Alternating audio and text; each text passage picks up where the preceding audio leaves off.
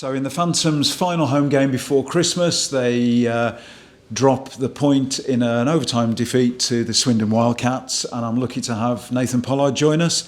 Nathan, that's mixed feelings about a weekend, 2 overtime defeats, and tonight it was a game where I think the Phantoms struggled to get going for the best part of 40 minutes, despite the early start. The goal by Austin after 68 seconds, we looked second best for 40 minutes, I thought. Yeah, it was a good goal from Austin, good start like you said, and like you said, 2 points lost obviously in OT both nights, and you think you're a couple of shots or a bounce of a 4-point weekend again, and yeah, it's not ideal, but we've dropped points, and I think we started well. There was a couple of penalties, actually the power play killed us a little bit because I think we lost our routine, our rhythm. They were good in the first. Second, we showed spells where we were better, but again, not how we should be playing. And I think third, maybe it was too little too late, and we managed to snatch a point. But I think we know we probably weren't up to scratch on where we normally are, but it's for us to turn around and actually to still pick up 2 points this weekend keeps us within the pack. Yeah, it's easy to say from the sidelines, but I think in the second half of the first period and the second period, we were turning it over too much, and the passing, which over the last few weeks has been pretty good, tape to tape, was just not and not getting the bounce, and they're a big side, a physical and strong side, and they were pushing on us. I think we found it very difficult to deal with that. Yeah, first period passing was awful. I think you're not the only one to say that. I think probably everyone in the rink spotted it, and in the room we addressed it and said how much we were turning it over. It's not good enough, and I don't think Swindon's league position dictates how good a team they actually are. Their three lines are very good. Got some good D-men. Obviously, Rennie's very good, and I don't think people can come in and go and it's second versus fifth or sixth or wherever they're sitting. They're a tough team. They're a physical team, and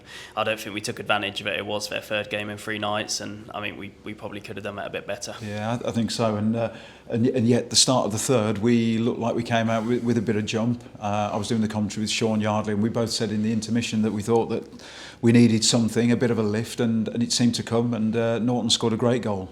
Yeah, it was a good goal. I think we probably could have had a couple in the third, and Rennie played really well. And I think as a game plan, we sort of said, it's obviously our second game, it's their third game. We need to dictate the play, we need to dictate the energy, and I think we did that. And actually, we're unfortunate to maybe not get another one. A couple of calls maybe could have gone our way. One on Austin, I remember from a bench where he got clearly tripped and stuff. And you think actually that could turn the game on its head, a power play there. And yeah, overtime is a game of what could go one way or the other, and they managed to take it. And did Duncan take a penalty immediately after the goal as well, I think, or certainly somewhat there was a penalty after? Yeah, it was Duncan, and again, the ref, Hewitt, that was right next to it, didn't call it, and it was the ref that was actually in our end that did. Maybe he had a different view to what we did, but I think if that's a penalty on Duncan, then we're probably thinking maybe it's a penalty on Austin and stuff like that. I mean, and that momentum with Tom's goal is just drained a little bit, and we were the better side, I thought, in the third period, but credit to them, they've come in and done a job. They will have been desperate to get the points because they've taken 2 beatings on over this weekend.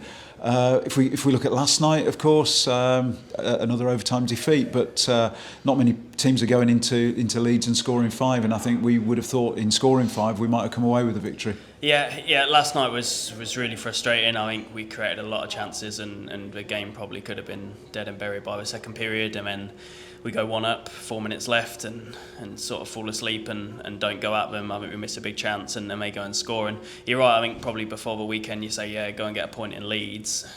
We have high standards, and we probably still wouldn't have taken it, but you've probably got plenty of people in the sides that go 2 points this weekend wouldn't be a bad result. But I think when we played them at home, we probably could have took 2 points then, and it's just dropping points to the team that's above us isn't ideal, and I think actually we could have held on and had 2 last night, and they could have had none. So you've almost preempted my next question and probably answered it anyway.